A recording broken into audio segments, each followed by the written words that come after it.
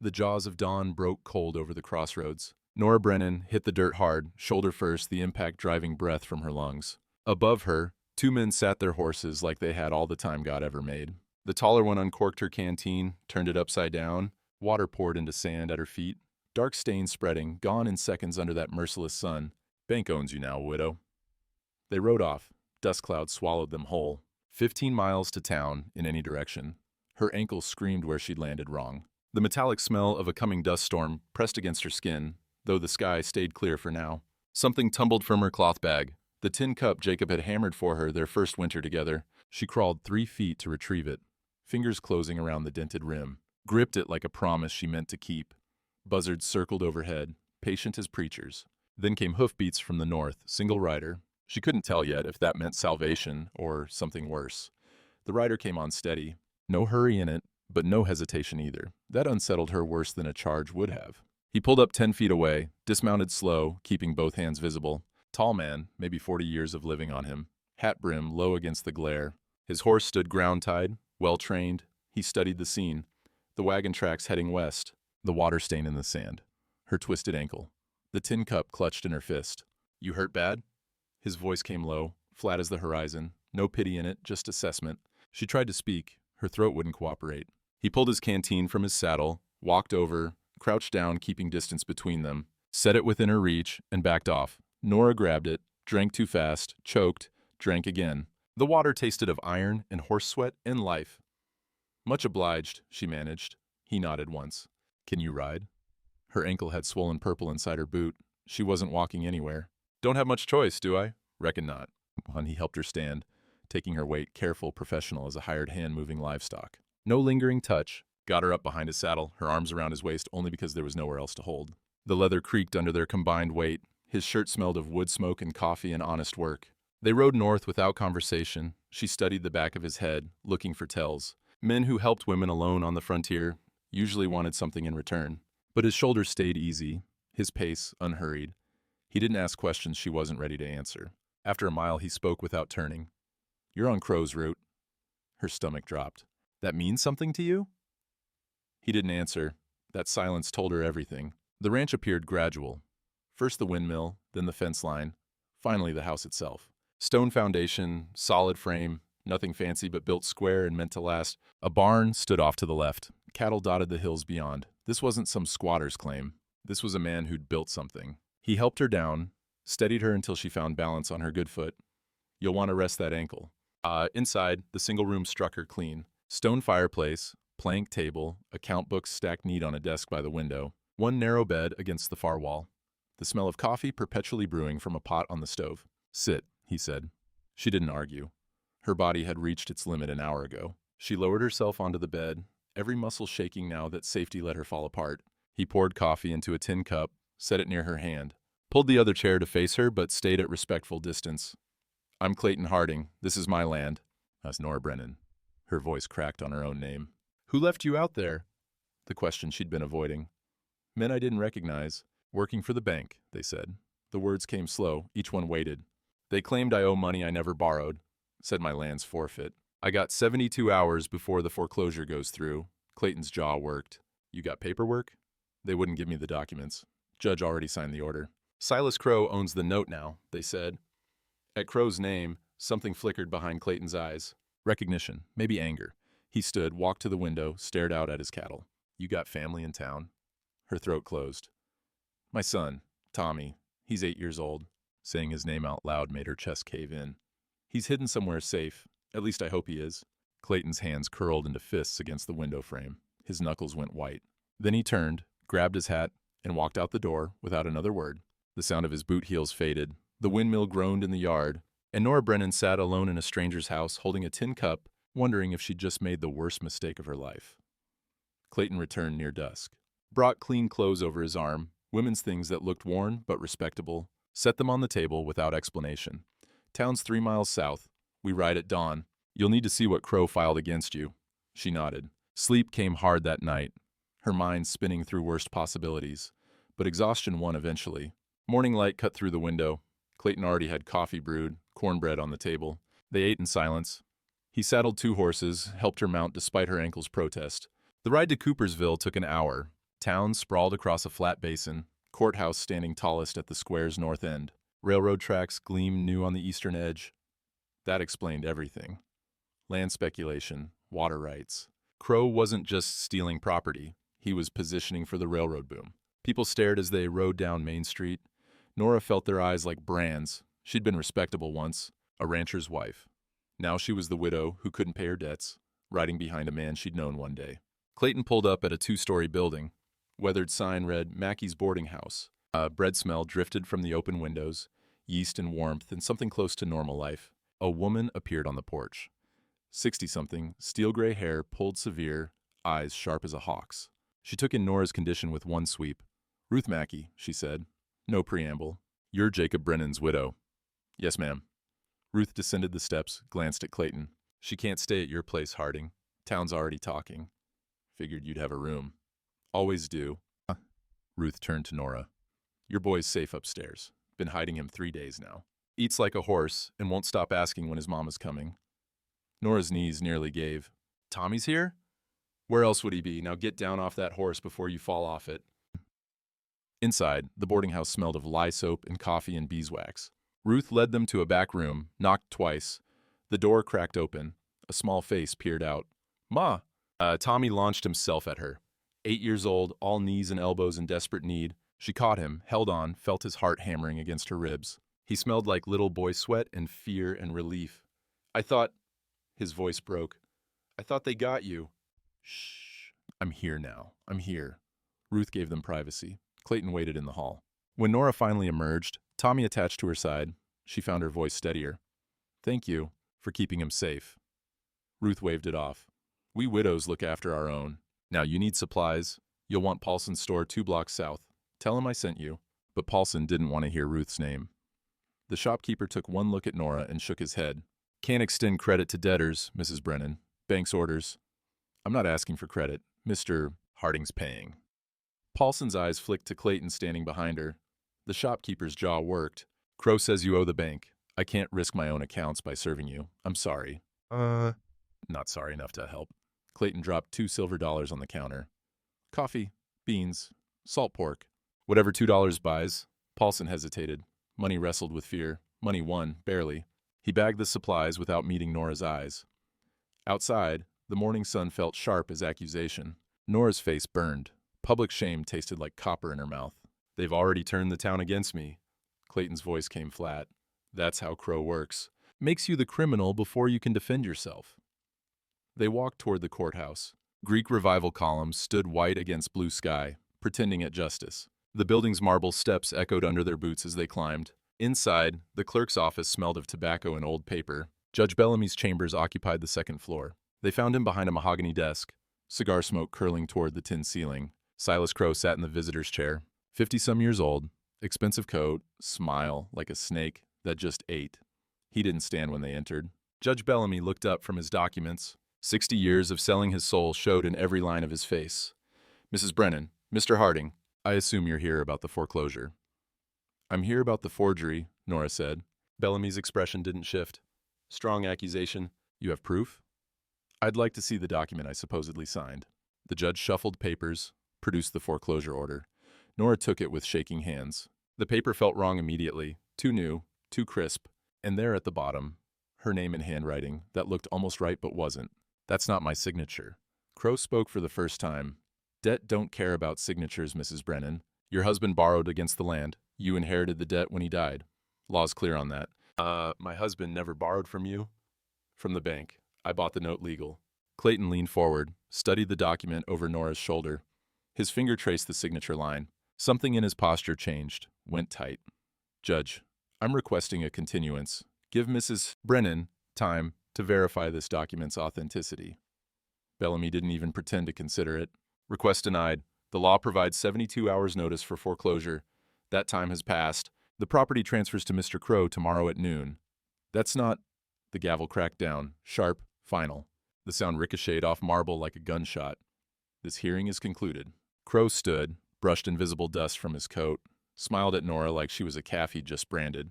"Pleasure doing business, Mrs. Brennan." He walked out. His boot heels clicked on marble, each step a small theft of dignity. Outside, Nora's hands shook so hard she couldn't feel her fingers. Clayton took the document from her before she dropped it. "That signature's forged," he said quietly. "And I've seen 6 other widows lose land the exact same way." She stared at him. 6? All during railroad expansion. All with the same judge signing off. All with Crow ending up with the property. His jaw worked. "This isn't about you, Nora. This is a system." The words should have been comfort. Instead, they made her stomach drop. If 6 other women couldn't stop it, what chance did she have? Clayton didn't go back to the ranch. He took the document straight to Doc Prentice's office, Nora following because she had nowhere else to be. The doc's practice occupied a narrow building wedged between the barber shop and the land office. Inside smelled of carbolic and old leather. Medical implements lined the shelves in neat rows. A skeleton hung in the corner like a patient reminder. Doc Matthias Prentice looked up from his desk, 55 years old, wire spectacles, hands steady as a rail spike. He'd treated half the county and buried the other half. His eyes took in Nora's condition with a professional assessment. "Clayton, Mrs. Brennan." He gestured to chairs. "Heard you had trouble at the courthouse." "Need your eyes on something, Doc." Clayton laid the foreclosure document on the desk. "This signature look right to you?" Prentice pulled a magnifying glass from his drawer, tilted the lamp for better light, studied the paper close, his breath fogging the glass. Then he did something Nora didn't expect. He leaned down and sniffed the ink, his nose wrinkled. "Smells wrong." "Wrong how?" "This signature here," he pointed to Nora's forged name, "smells different than the rest of the document. Sharper. Like it was written recently, not 8 months ago, when the debt was supposedly incurred." Clayton leaned in. "You can tell that by smell? Ink ages, loses its bite. This here is fresh, maybe 3 weeks old. But the rest of the document is older. 6 months, maybe more." Prentice straightened, removed his spectacles, cleaned them with his handkerchief. "I've got chemistry knowledge from my training. Could run a proper test with iodine solution. Show the difference in ink composition under magnification." Nora found her voice. "Would a judge accept that as evidence?" Prentice's expression went grim. "Proving forgery means accusing a judge of corruption. You ready for that fight, Clayton?" The silence stretched heavy. Outside, a wagon creaked past. Someone called to their horse. Normal town sounds. While inside this office, they discussed overturning the whole rotten system. Clayton picked up the document, folded it careful. "Get your chemistry ready, Doc. We're going to need it." They rode back to the ranch in the long shadows of afternoon. Clayton's shoulders carried tension like a loaded rifle. Nora hurt too much to care about propriety now.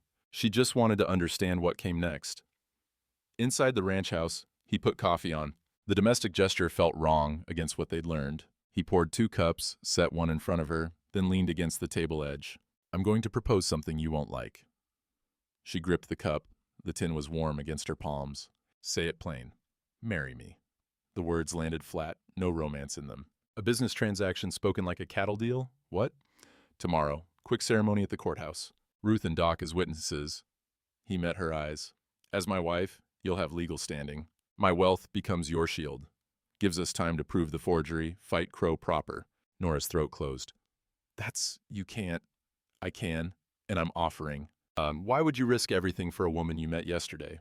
The question hung there. Clayton stared into his coffee like it held answers. When he spoke, his voice carried old grief. "Had a wife once. Sarah. Died in childbirth 5 years back. Baby didn't make it either." He set his cup down, the sound sharp in the quiet. "Doc was 60 miles away when she needed him. By the time I got help, it was too late. I've carried that weight since." Understanding crashed over Nora. He wasn't saving her. He was trying to save someone he'd already lost. "I'm not your second chance, Mr. Harding." "No, but you're someone's first chance." His jaw worked. "I've got money, land, influence, things Sarah never had when she needed them. Seems wasteful not to use them when I can." Nora stood, paced to the window. Her reflection stared back, ghost-thin in the glass. Behind her, Clayton waited, not pushing, just standing there with an offer that made no practical sense and all the moral sense in the world. "This is strategy," she said, "not anything else." "Strategy," he agreed. "When it's over, when we've beaten Crow, we go our separate ways. If that's what you want." She turned to face him. "What I want is my land back, my son's future secured, my husband's legacy honored." Her voice cracked on the last word. "I won't dishonor Jacob's memory by pretending this is something it's not." Clayton nodded once. "Wouldn't ask you to." They stood across the room from each other. 2 people trapped by circumstance, considering a plan that was either brilliant or insane. Outside, the windmill creaked. Cattle lowed in the distance. The sun sank lower, painting the hills gold. Nora thought of Tommy, of 6 other widows who'd lost everything, of a system that counted on women staying silent and afraid. "All right," she said. "I'll marry you." Clayton's shoulders dropped half an inch.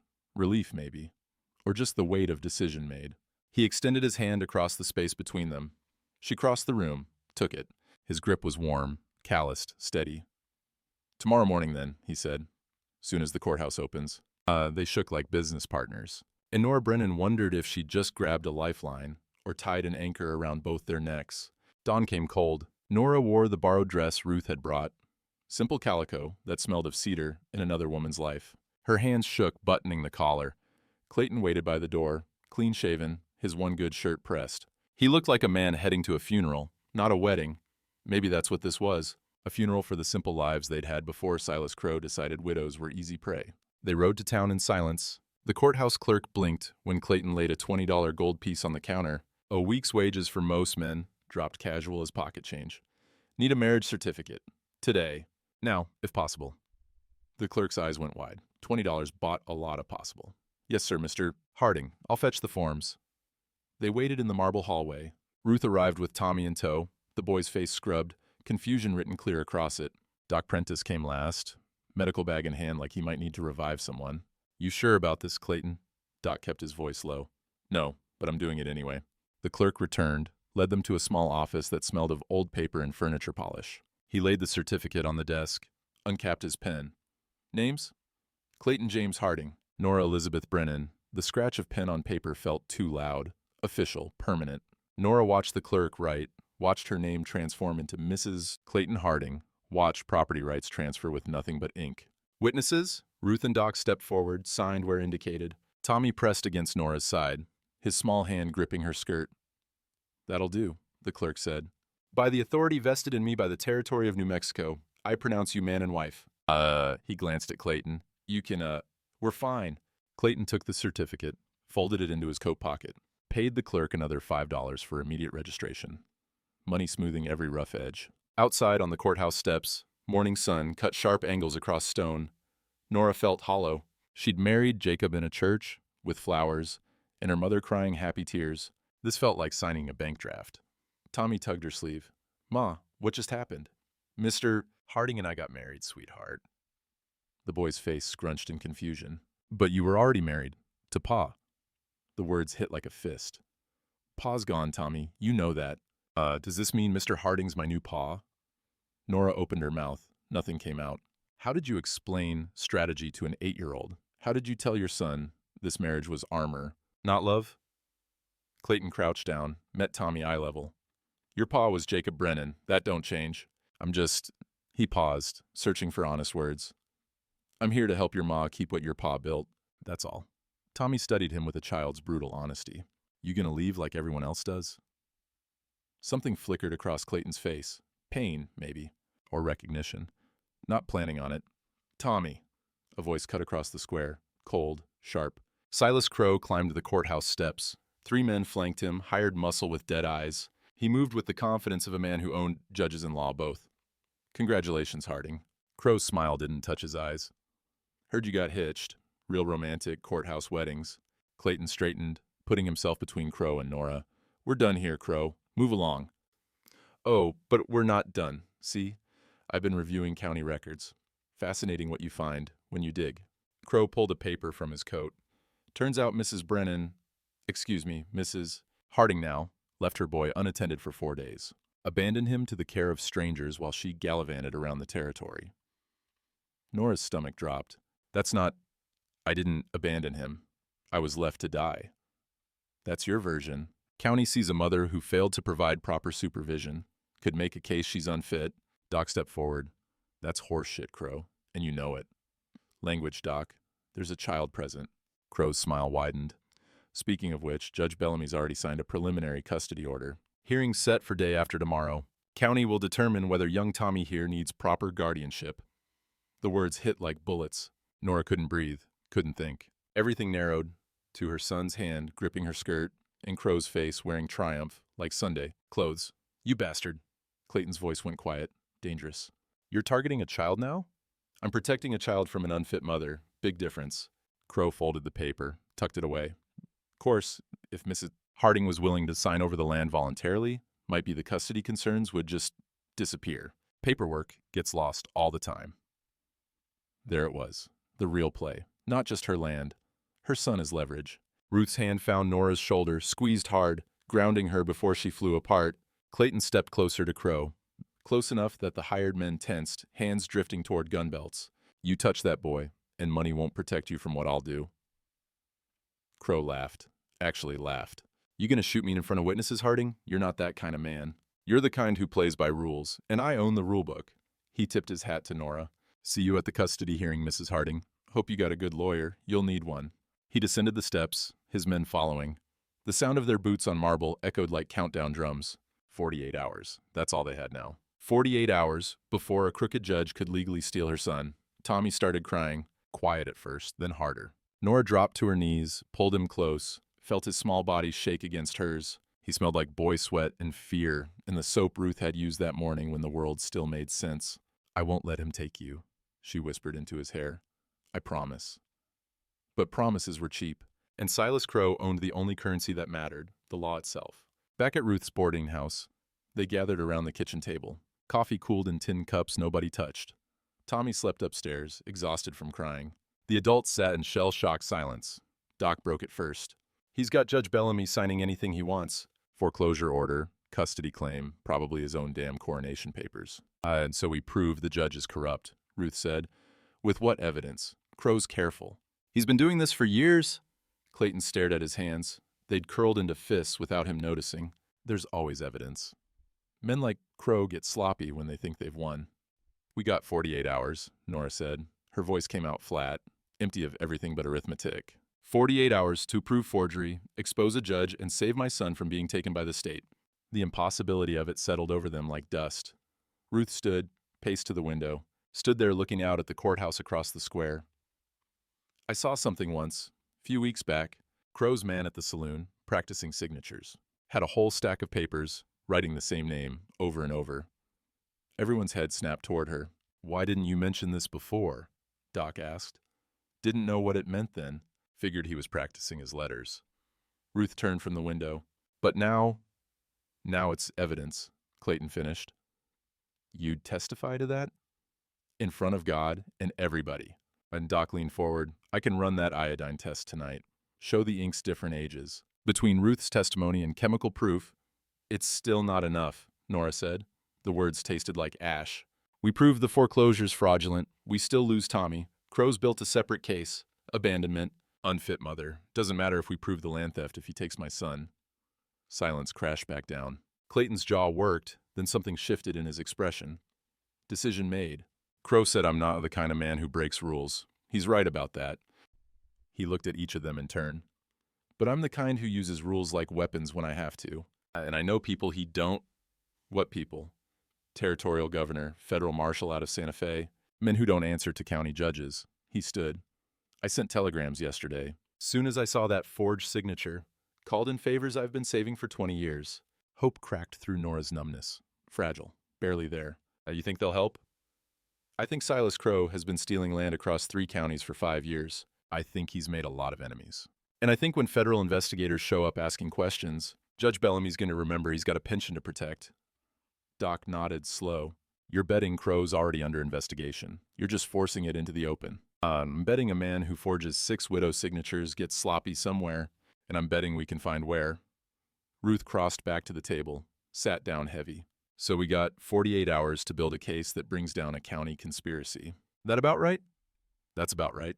Tommy's footsteps sounded overhead. Small feet padding across floorboards, looking for his mother, looking for safety nobody could promise. Nora stood.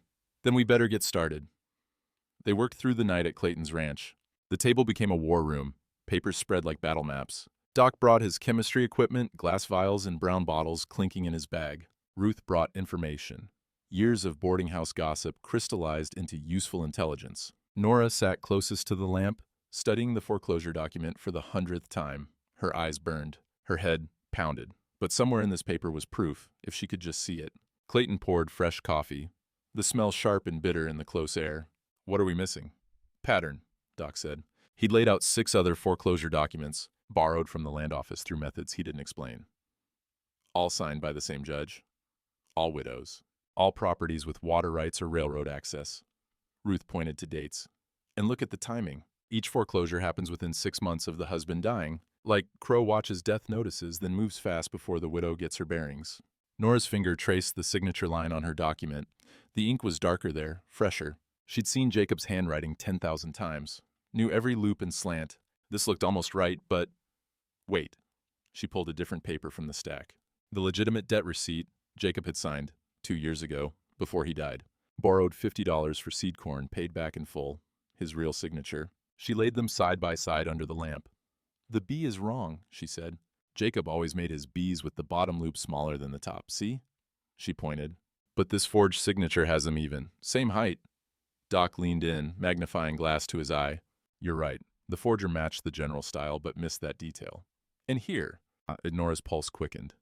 The way Jacob crossed his T's, he always slanted left. Something his schoolteacher taught him. But this one's straight across. Clayton's hand came down on the table. Not hard, just definitive. That's your baseline comparison. Your handwriting versus the forgery. Proves you know his signature better than anyone.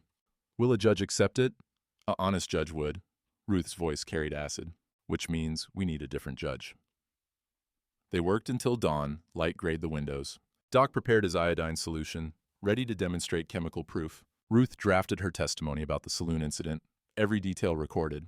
Clayton composed telegrams to Santa Fe, requesting federal intervention, and Nora memorized every detail of her husband's handwriting, turning grief into evidence. Mid-morning, Ruth brought Tommy to the ranch. The boy had been patient long enough. 3 days of hiding, of adults whispering, of his world cracking apart. He needed his mother. Nora met them in the yard, went to her knees in the dirt as Tommy ran to her. He hit her chest hard enough to knock breath loose, arms wrapping tight, face buried against her shoulder. I'm scared, Ma. I know, baby, I know. She held him while the sun climbed higher, felt his heart beating against hers. This is what Crow was really stealing. Not land, not money, but this exact moment. The simple right of a mother to hold her son. When Tommy finally pulled back, his face was red and wet. That man said he's gonna take me away. He's trying. We're fighting to stop him. What if you can't stop him? The question gutted her, because she couldn't promise victory. Couldn't promise the system would choose justice over corruption. All she had was fight, and sometimes fight wasn't enough. Then I'll keep fighting anyway, she said, until there's no fight left in me. You understand? Tommy nodded. His hand found hers, small fingers threading through larger ones. Pa used to say you were the toughest person he knew, said you could face down a dust storm and make it change direction.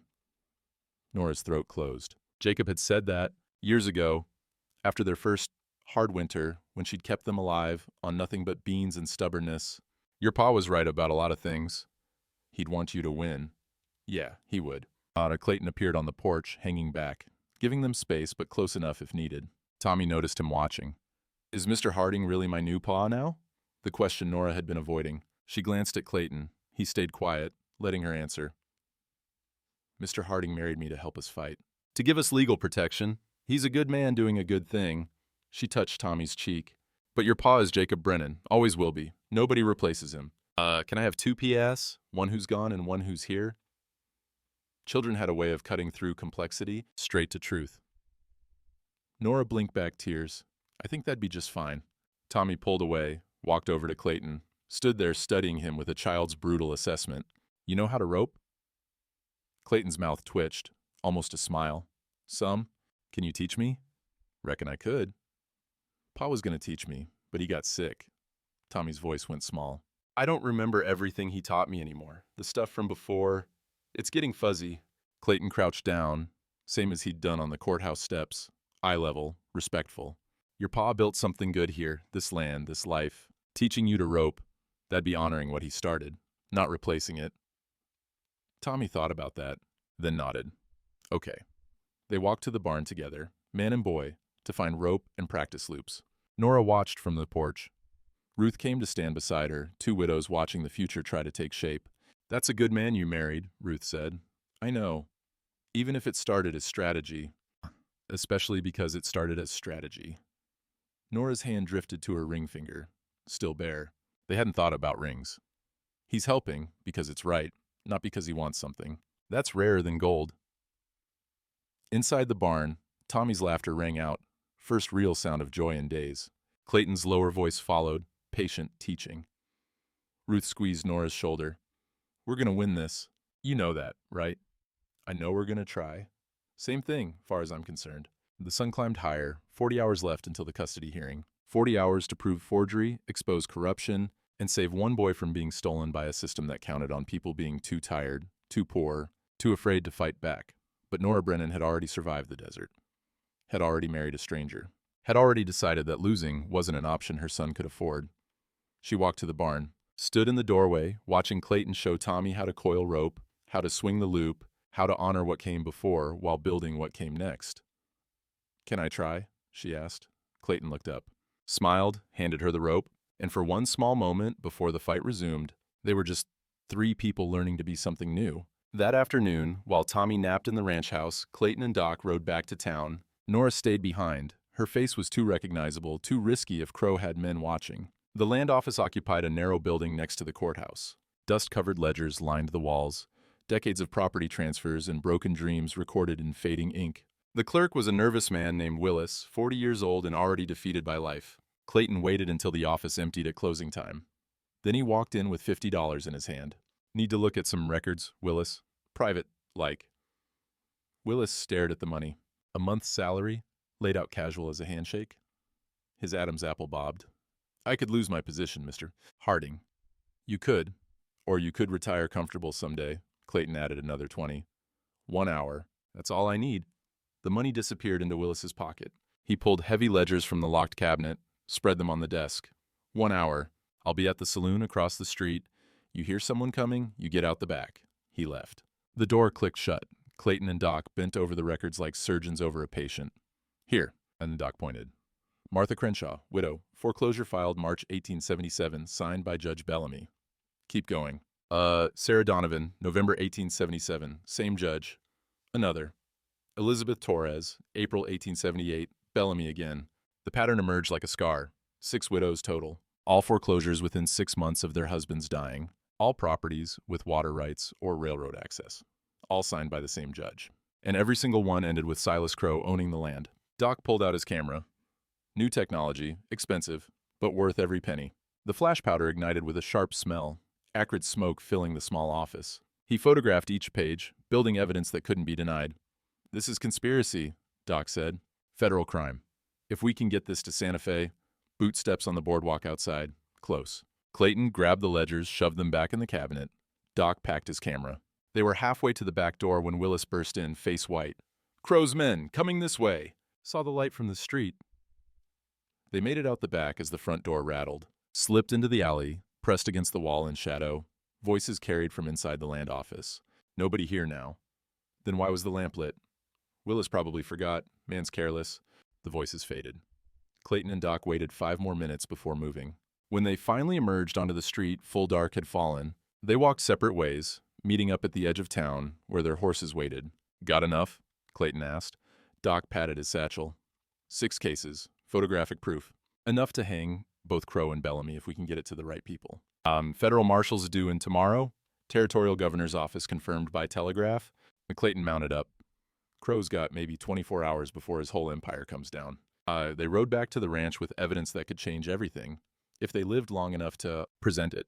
The next morning, Silas Crow came calling. Nora saw him first. His horse and 2 others, approaching up the ranch road. She called for Clayton, hand instinctively reaching for Tommy, pulling the boy behind her. Clayton met Crow in the yard, rifle leaning against the porch rail, not in his hands but close enough.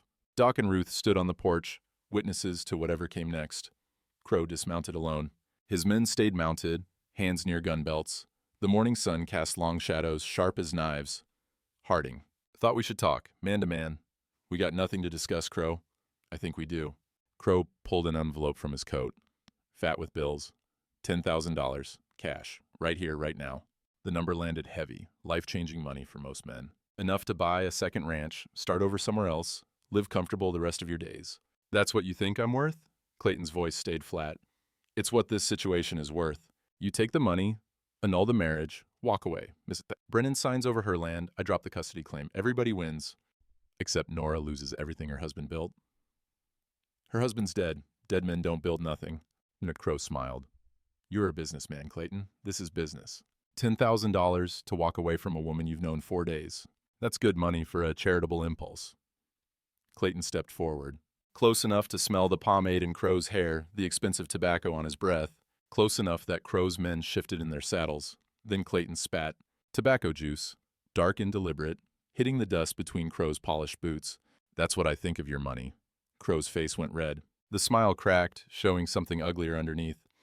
You're making a mistake. I've got railroad contracts that could dry up overnight, shipping rates that could double. I've got friends in... You've got a federal marshal arriving from Santa Fe this afternoon. Clayton's voice went quiet. Dangerous. And you've got questions to answer about 6 forged foreclosures and a pattern of widow exploitation. I sent those telegrams 2 days ago, Crow. Your move was already countered before you made it. The color drained from Crow's face. Real fear showed there, raw and desperate. You're bluffing. Am I? Why don't you ride over to the telegraph office and check? Silence stretched tight. One of Crow's men coughed, a horse stamped, restless. Crow's hand shook as he shoved the envelope back in his coat. You just made an enemy you can't afford, Harding. I can afford you just fine. Question is whether you can afford federal prison. Crow jerked his horse around, spurred hard. His men followed. They disappeared down the ranch road in a cloud of dust and desperation. Ruth let out a breath she'd been holding. Well, that went better than expected. He'll try something else, Doc said. Cornered animals bite. Clayton retrieved his rifle, checked the load. Let him try. We've got evidence, federal witnesses incoming, and the law on our side for once. He glanced at Nora. We're winning. He knows it. Nora's hand still gripped Tommy's shoulder. She watched the dust settle where Crow had been. Men like him don't lose gracefully. Oh no, Clayton agreed. They don't. And somewhere in that dust, trailing Silas Crow back to town, rode the future, federal justice, territorial reckoning, and the last desperate moves of a man watching his empire crumble. 24 hours until the custody hearing. 24 hours until everything came to a head. Evening fell. Clayton and Doc rode to town under cover of dusk, left Nora and Tommy at the ranch, with Ruth standing guard, shotgun across her lap. The courthouse stood dark except for one window on the second floor, Judge Bellamy's chambers. The old man worked late, probably destroying evidence while he still could. They climbed the back stairs. Their boots made no sound on marble. The door to Bellamy's chambers was unlocked. Arrogance or carelessness, didn't matter which. Judge Horace Bellamy sat behind his mahogany desk, cigar smoke curling toward the tin ceiling. Account ledgers spread before him, the kind of books a man kept private. He looked up as they entered, and for one brief moment, fear flickered across his face before anger replaced it. This is trespass, gentlemen. I could have you arrested. By who? Clayton closed the door behind them. The sheriff who takes orders from Silas Crow? The deputies on his payroll? Bellamy's jaw worked. What do you want, Harding? Answers. Doc moved to the side, blocking the window. We've got 6 foreclosure cases. All widows, all signed by you, all ending with Crow owning the property. That's public record. I'm a judge. I sign foreclosure orders. You sign fraudulent foreclosure orders. Clayton laid the photographed documents on the desk, one by one. Martha Crenshaw, Sarah Donovan, Elizabeth Torres. 3 women who swear they never signed debt papers. 3 signatures that don't match their handwriting. Their word against legal documents. Not anymore. Doc pulled out his iodine test results. Chemical analysis shows the signatures were added weeks or months after the original documents were created. Different ink composition, different age, scientific proof, Your Honor. The kind that holds up in territorial court. Bellamy's hand trembled as he reached for his cigar. You can't prove I knew those signatures were forged. Can't we? Clayton's voice went cold. 6 cases. Same pattern, same judge, same outcome. Either you're criminally incompetent or criminally complicit. Take your pick. The old man's face sagged. 20 years of selling his soul showed in every line. He looked smaller suddenly, older, a man watching his carefully constructed life collapse. You don't understand how it works here. Crow has connections, railroad money, political influence. Men who cross him end up... He stopped. Even now, fear held his tongue. End up dead? Doc finished. Is that what you're saying? That you signed forged documents because Crow threatened you? I'm saying county judge makes enemies, and some enemies are more dangerous than others.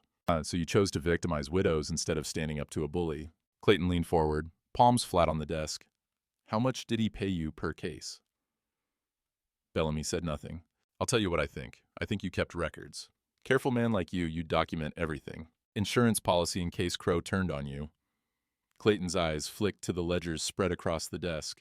I think the proof is right here in this room. Bellamy's hand moved toward the largest ledger. Personal accounts, private business. Doc's hand came down on it first. Slapped the leather cover hard enough to make Bellamy flinch. That's evidence now, Horace. You can't. Federal marshal arrives tomorrow. Territorial governor's investigators right behind him. Doc pulled the ledger toward himself, opened it. Page after page of careful notation, dates, amounts, payments received.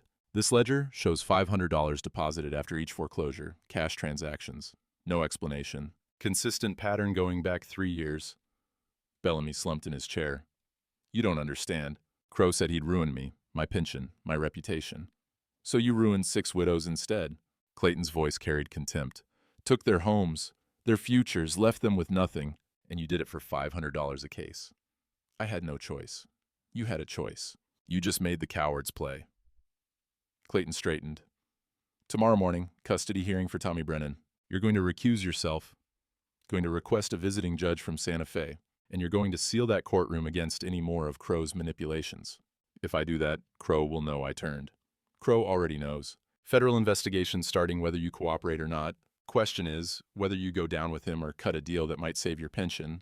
Doc closed the ledger, tucked it under his arm. Your choice, but make it quick. They left him there, cigar smoke curling, the wreckage of his career spread across mahogany. Ruth had been busy. By the time Clayton and Doc returned to the ranch near midnight, 6 women waited in the yard. 6 widows, the ones who'd lost everything to Crow's scheme. Martha Crenshaw, 63, her hands still strong from ranch work she no longer had land to do. Sarah Donovan, 47, who'd moved in with her sister after the foreclosure. Elizabeth Torres, 51, working as a laundress to survive. 3 more whose names Nora learned that night. Women who'd been isolated, ashamed, broken by a system that treated them as prey. Ruth made coffee. They gathered around the ranch house porch, lantern light cutting shadows across weathered faces. Nora stood among them, no longer alone.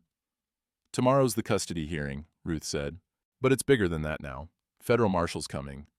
Governor's investigators. This is our chance to make Crow answer for all of it. Will they give us our land back? Martha asked. Her voice carried no hope, only the weight of experience. Old women knew better than to trust justice. I don't know, Clayton admitted. Some properties have been sold multiple times. Legal tangles, that'll take years to sort. But we can make sure Crow and Bellamy face charges. Make sure it doesn't happen to anyone else. That's something, Sarah said. More than we had yesterday. As Nora looked at these women, saw herself in their faces, saw what she'd become if Clayton hadn't found her in that desert, saw the future Crow had planned for her son. Tomorrow, you'll all come to the courthouse, she said. Sit in the gallery, bear witness, let them see we're not isolated anymore. Let them see we're a community. They'll try to stop us, Elizabeth warned. Let them try. The women nodded. One by one, they agreed. 6 widows who'd lost everything, standing together to reclaim whatever justice remained. They dispersed into the night, heading back to borrowed rooms and uncertain futures. But they'd be there tomorrow. Nora knew it bone deep. Ruth lingered on the porch after the others left. You know Crow won't go quiet. I'm counting on it, Clayton said. Man making noises, a man making mistakes. Inside the ranch house, Tommy slept. Nora stood in the doorway watching him breathe. This small person who'd become the center of everything. 8 years old and already learning that justice was something you fought for, not something granted. Tomorrow would bring federal marshals and territorial reckoning. Would bring Crow's last desperate moves. Would bring a custody hearing that could end with her son taken or her family made whole. She touched the empty space where a wedding ring should be. Clayton had offered marriage as strategy, as legal protection, as shield. But somewhere in the last 5 days, it had become something else. Partnership, maybe even the start of chosen family. We're ready, she said to the darkness, and morning came hunting. The courthouse filled early. Townspeople crowded the gallery drawn by rumor and spectacle. At the back, 6 widows sat together. Martha Crenshaw, Sarah Donovan, Elizabeth Torres, 3 more whose land Crow had stolen. They wore their Sunday clothes, spines straight, faces hard as frontier stone. Federal Marshal Wade Garrett stood at the side door, 40 years old, territorial badge on his vest, eyes that had seen every kind of corruption the West could breed. He'd arrived on the morning train, papers from Santa Fe in his leather case. Judge Bellamy entered through his chamber's door, looked older than yesterday, smaller, a man already convicted by his own conscience. He took the bench with none of his usual swagger. Silas Crow sat at the plaintiff's table with his lawyer, but his confidence had cracked. His eyes kept flicking to the marshal, to the widows in the gallery. to the door, like he was measuring escape routes. Nora sat beside Clayton at the defendant's table, Tommy between them, the boy's hand gripping hers so tight her fingers went numb. Ruth and Doc sat directly behind, close enough to testify when called. The gallery murmured. Boot heels scraped marble, someone coughed. The morning sun cut through high windows, sharp angles of light and shadow. Bellamy's gavel cracked down 3 times. The sound echoed like shots. Court is in session. Matter of custody for Thomas Jacob Brennan, minor child. His voice wavered. Before we begin, I'm formally requesting supervisory presence from the Territorial Marshal's office. Given the complexity of this case, Crow's lawyer shot to his feet. Your Honor, that's highly irregular. Granted. Marshal Garrett stepped forward. I'm here on authority of the Territorial Governor. This hearing will proceed under federal oversight. The lawyer sat down hard. Crow's face went white. Bellamy shuffled papers with shaking hands. Mr. Crow, you filed petition claiming Mrs. Brennan abandoned her child. Present your evidence. Crow's lawyer stood again, recovering. Your Honor, the child was left unattended for 4 days while Mrs. Brennan was whereabouts unknown, no proper supervision. No, she was left to die in the desert by men on your client's payroll. Clayton rose. His voice cut clear across the courtroom. That's not abandonment. That's attempted murder. The gallery erupted, voices overlapping, shock and anger mixing. Bellamy's gavel cracked again. Order. Mr. Harding, that's a serious accusation. It's a serious crime. Clayton pulled papers from his coat. I'm entering evidence, 6 foreclosure cases over 3 years, all widows, all properties with valuable water rights, all ending with Mr. Crow owning the land. He laid the documents on the clerk's desk. The photographed ledger pages Doc had captured. The pattern laid bare. Objection, Crow's lawyer tried. This is a custody hearing, not a... It's all connected. Doc Prentice stood. Your Honor, I can prove these foreclosures were based on forged signatures. Scientific proof. Chemical analysis. This is irregular. This is justice. Ruth Mackey stood in the gallery, 62 years old, and done being quiet. I saw Crow's man at the Golden Eagle Saloon 3 weeks ago, practicing signatures, had a stack of papers, writing the same names over and over. I didn't understand what it meant then. I do now. The courtroom went silent. Every eye turned to Ruth. Marshal Garrett stepped forward. Mrs. Mackey, you're willing to testify to that under oath? I am. Then approach the witness chair. Ruth walked down the center aisle like she was heading to Sunday service. Took her seat, placed her hand on the Bible, swore to tell the truth. Her voice never wavered as she described what she'd seen. The hired man, the papers, the saloon back room. Every detail crisp and damning. When she finished, Doc took the stand. Brought his chemistry equipment, his magnifying glass, his photographic evidence. Explained ink composition, aging patterns, how iodine solution revealed different dates on the same document. He held up Nora's foreclosure order under the magnifying glass. The signature line glowed different under lamplight, clearly newer ink than the rest. The signature was added weeks after the document was created. Scientific fact, not opinion. The lawyer tried to object. Marshal Garrett shut him down. I want to hear this. Then came Nora's turn. She carried the tin cup to the witness stand, set it down where everyone could see, dented, stained with desert sand, a simple piece of tin that had become evidence. They dumped me at the crossroads, she said. Her voice steady now, fueled by rage that had burned cold and patient for 5 days. Poured my water in the sand, left me to die. I kept this cup, it's all I had. Proof I survived what they meant to kill me with. She pulled out the legitimate debt receipt, Jacob's real signature, laid it beside the forged foreclosure document. My husband's handwriting. Look at the B's, bottom loop smaller than the top. That's how Jacob wrote. Always. But this forged signature, the B's are even, the T crosses are wrong. Everything's almost right, but not quite. Her finger traced the differences. The whole courtroom leaned forward to see, the truth visible to anyone who looked close enough. That's not my husband's signature, and it's not mine either. Someone forged both. Someone who wanted my land and didn't care if I died getting it. She met Crow's eyes across the courtroom, held his gaze until he looked away. Marshal Garrett examined the documents, studied them under Doc's magnifying glass. His face went hard. Judge Bellamy, I need to see your personal account ledgers. The courtroom went silent. Bellamy's face crumpled. Marshal, Your ledgers, now. Doc stood. I have them, Marshal. Secured them last night from the judge's chambers. They show $500 deposited after each foreclosure. Cash. Consistent pattern. No explanation except one. He laid the ledger open on the evidence table. Page after page of careful notation, dates matching foreclosures, amounts matching bribes, a judge's own hand recording his corruption. The gallery exploded. Voices shouting. People standing. Bellamy's gavel lost all authority. Marshal Garrett's voice cut through the chaos. Silas Crow, you're under arrest for fraud, forgery, conspiracy, and attempted murder. Judge Horace Bellamy, you're under arrest for corruption and conspiracy. He pulled handcuffs from his belt. Federal charges. You'll both be transported to Santa Fe for trial. Crow lunged. Not at the marshal, at Nora.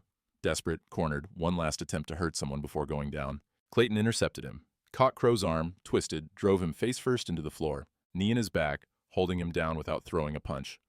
It's over, Crow. Deputies rushed forward. Cuffed both men, Crow still struggling, Bellamy weeping, both heading to cells they'd escaped for years. The handcuffs clicked shut. That sound, metal on metal, felt like the period at the end of a sentence too long delayed. Marshal Garrett faced the courtroom. Custody petition is denied. Thomas Brennan remains with his mother. All foreclosures signed by Judge Bellamy are under territorial review pending investigation. This court is adjourned. The gavel cracked one final time.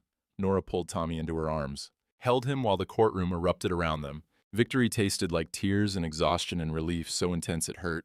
The 6 widows in the gallery stood as one. They didn't cheer, didn't celebrate, just stood there bearing witness to justice finally delivered. Outside the courthouse, September sun felt different. Same heat, same dust, but the weight had lifted. Nora stood on the marble steps with Tommy pressed against her side, Clayton's hand steady on her shoulder. Marshal Garrett emerged with his deputies, Crowe and Bellamy shackled between them. A wagon waited to transport them to the territorial jail in Santa Fe. Federal trial would come later, conviction almost certain given the evidence. The 6 widows gathered around Nora. Martha took her hand. Sarah embraced her. Elizabeth touched Tommy's hair, no words needed. They'd stood together and watched justice delivered. What about our land? Martha finally asked. The question everyone feared. Marshal Garrett overheard. Governor's office will review every foreclosure signed by Bellamy. Can't promise full restitution. Some properties have been sold multiple times. Legal tangles that'll take years. But we'll do what we can. That's more than we had yesterday, Sarah said. The marshal nodded. Mrs. Brennan's case is cleanest. Original deed will be restored by end of week. Water rights confirmed. She keeps everything her husband built. Nora's throat closed. The land. Jacob's legacy. Tommy's inheritance. All of it returned by nothing but truth and witnesses willing to speak it. The widows dispersed slowly. Some had homes to return to, others just rooms. But they left different than they'd arrived. Not isolated anymore, not prey. Ruth lingered. You did good, girl. We did good, all of us. Reckon that's true. Ruth glanced at Clayton. So what happens now, with you two? The question Nora had been avoiding. The marriage had been strategy. Legal protection, a shield against a corrupt system. But strategy had become something else over 5 days of fighting together. Clayton heard it too. Let's go home first. Figure out the rest after. Home. The word carried weight it hadn't before. They rode to the ranch in afternoon light. Tommy sat in front of Clayton, learning how to hold reins proper. The boy's questions came rapid fire. 8-year-old curiosity unleashed after days of fear. Can we stay here forever? That's up to your ma. But you married her. Don't that mean we're a family now? Clayton glanced at Nora riding beside them. She met his eyes. The answer mattered more than either wanted to admit. Families come in different shapes, Clayton said carefully. Your ma and I, we started this for practical reasons. But practical don't mean it can't become real, if we choose it. Tommy thought about that. Pa used to say, choosing right is harder than choosing easy. Your pa was a smart man. They reached the ranch as shadows lengthened. The windmill creaked its familiar greeting. Cattle lowed in distant pastures. Everything exactly as they'd left it, but different somehow. Like the land itself knew what they'd won. Inside the ranch house, Nora finally let herself collapse, sat at the table with coffee she didn't drink, hands shaking now that survival no longer demanded steadiness. Clayton pulled something from his desk drawer, a small wooden box, opened it to reveal 2 rings, simple bands, 1 silver, 1 brass, handmade but honest. Had these since before, he said, for my first marriage. Been carrying them, couldn't let go. He set them on the table. But I'm thinking maybe it's time. Time for what? Time to stop living in the past. Time to... He paused. We got married for strategy, worked out legal, but I'm asking now if you want to make it real. Choice, not necessity. Nora's hand drifted to her empty ring finger. I love Jacob. Still do. I know. I loved Sarah too. That don't end just because we choose something new. You really want this? A widow with a boy and 160 acres of hardscrabble land? I want a partner who faces down corrupt judges and doesn't blink. I want a woman who keeps a tin cup as evidence and her dignity intact. I want... He stopped, started over. I want to see what we build together, if you'll have me. Outside, Tommy's voice carried through the window, playing in the yard, pretending to rope fence posts, his laughter bright and unburdened. I can't promise love, Nora said. Not the kind you had with Sarah, not yet. I'm not asking for promises, just possibility, see where it goes. She studied his face, weathered from sun and work and loss, honest down to the bone. A good man doing good things for right reasons. All right, she said.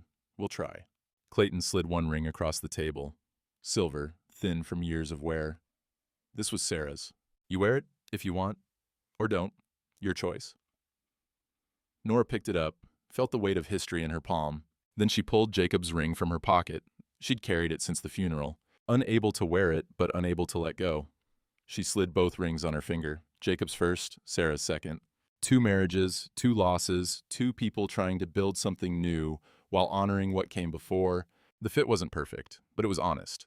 Evening settled gentle. Clayton took Tommy to the barn, teaching him to coil rope proper. The boy's hands fumbled at first, but he learned quick. Patient work, small victories. Nora walked to the small plot behind the house, found a shovel, turned earth for a kitchen garden.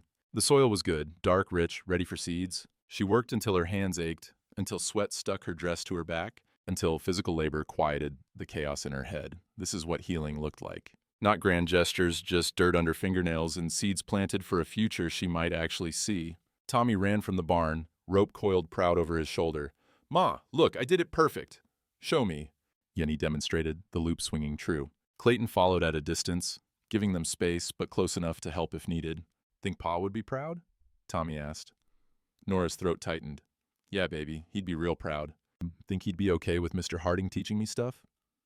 She glanced at Clayton, saw him watching them with careful hope, like a man who'd lost everything once and feared losing again. I think your pa would want you to learn from good men, and Mr. Harding's good people. Tommy nodded, satisfied, ran off to practice more. Childlike resilience, already mending what fear had broken. Clayton came to stand beside her, looked at the turned earth, the garden taking shape. What are you planting? Beans, corn, squash, things that grow stubborn. Sounds about right. They stood there as light failed, watching Tommy play, neither speaking. The silence felt different now. Not empty, but full of things that didn't need words. Tomorrow they'd ride to her land, their land now, legally and morally. Check the fences, assess what needed repair, start rebuilding what Crow had tried to destroy. Tomorrow, the other widows would continue their fights, some winning, some losing, all at least trying. Tomorrow, federal investigators would dig deeper into Bellamy's records, finding more corruption, more victims, more proof that systems stayed broken until someone forced them to mend. But tonight, they were just 3 people standing on solid ground, watching the first stars appear, learning what came after survival, learning what it meant to choose each other. 3 weeks later, Nora sat on the ranch house porch with her tin cup full of evening coffee. The cup had traveled from Jacob's hands to a courtroom evidence table to daily ritual again. Simple tin, dented and worn, but hers. Proof she'd survived. Tommy worked rope in the yard, his movements smoother now. The loops fell true more often than not. His laughter carried on the wind. Genuine sound. Untouched by the fear that had marked him those 5 days in September. Clayton leaned against the porch rail, watching the boy with an expression Nora had learned to read. Not possession, just protection, the quiet kind that didn't need proving. Her fingers traced the 2 rings on her left hand. Jacob's, worn thin from years of marriage and hard work. Sarah's silver band, newer but not new, carrying its own history. She didn't have to choose between honoring one and accepting the other. Both men had given her something. Jacob, a foundation built on love and land. Clayton, a second chance to stand on it and fight. Governor's office sent word, Clayton said, voice low so it wouldn't interrupt Tommy's play. Martha Crenshaw's getting her land back. Clean title. Elizabeth Torres, too. Sarah Donovan's is tangled up in liens, but they're working on it. That's something. It's more than nothing. Nora sipped her coffee, tasting bitterness and comfort mixed. The desert had tried to take her. A corrupt system had tried to erase her. But she'd kept a tin cup, married a stranger who turned decent, and fought her way back to standing. By my lights, Clayton continued, using that steady, weathered way he had of speaking, justice ain't always about winning everything back. Sometimes it's just about making sure the truth gets told, and the crooks don't get to do it again. Sometimes that's enough. Sometimes it has to be. Tommy ran up to the porch, rope coiled proud in his small hands, face flushed from exertion and joy. Did you see? I got it right 3 times in a row. Nora smiled, The kind of smile that reached all the way to broken places and started mending them. I saw, baby. You're doing real good. Pa would have liked Mr. Harding teaching me, right? The question came easier now, less weighted. Yeah, your pa would have liked that fine. Clayton's hand rested briefly on her shoulder, then moved away. They weren't lovers. Not yet. Maybe never would be. But they were partners in something rarer, the kind of bond built from choosing each other when the world offered nothing but hard options. The sun sank low, painting the hills copper and gold. Cattle moved slow toward water. The windmill creaked its eternal rhythm, marking time like a patient heartbeat. Somewhere in Santa Fe, Silas Crowe and Judge Bellamy sat in federal cells awaiting trial. Somewhere across 3 counties, widows were learning they could fight back. Somewhere in town, Ruth Mackey poured coffee for boarding house guests and kept sharp eyes on the new judge. But here on this porch, 3 people who'd been broken separately began the slow work of mending together. Nora took another sip of coffee. The cup was just a cup now, not evidence or symbol. Just tin and memory and the daily act of choosing to keep going. What happens next? Tommy asked, child's need for certainty showing through his new confidence. Clayton and Nora exchanged glances. The future stretched uncertain, unmapped, full of work and weather, and 1,000 small decisions yet to make. We build, Nora said. Fix fences, plant gardens, teach you to rope, live decent. That's it? That's everything, son. Tommy considered this, then nodded, satisfied with answers that held truth instead of promises. He ran back to his rope practice, already calling to Clayton about the next thing he wanted to learn. Evening deepened, stars appeared one by one, patient as seeds. And on that porch, under that frontier sky, a widow, a rancher, and a boy who'd lost his father learned what family meant when you built it by choice instead of blood. Not perfect, not easy, but honest and solid in theirs. The tin cup grew cold in Nora's hand. She'd finish this coffee, go inside, start supper. Tomorrow they'd ride to her property, their property now, and assess what winter prep needed doing. Tommy would come along, learning land management from 2 people who understood that legacy wasn't just inheritance, but teaching. For now, though, she sat, watched stars emerge, felt the weight of 2 rings on her finger, listened to her son laugh, and knew, bone deep, that she'd made the right choice. Not the easy one. Not the safe one, but the one that let her stand.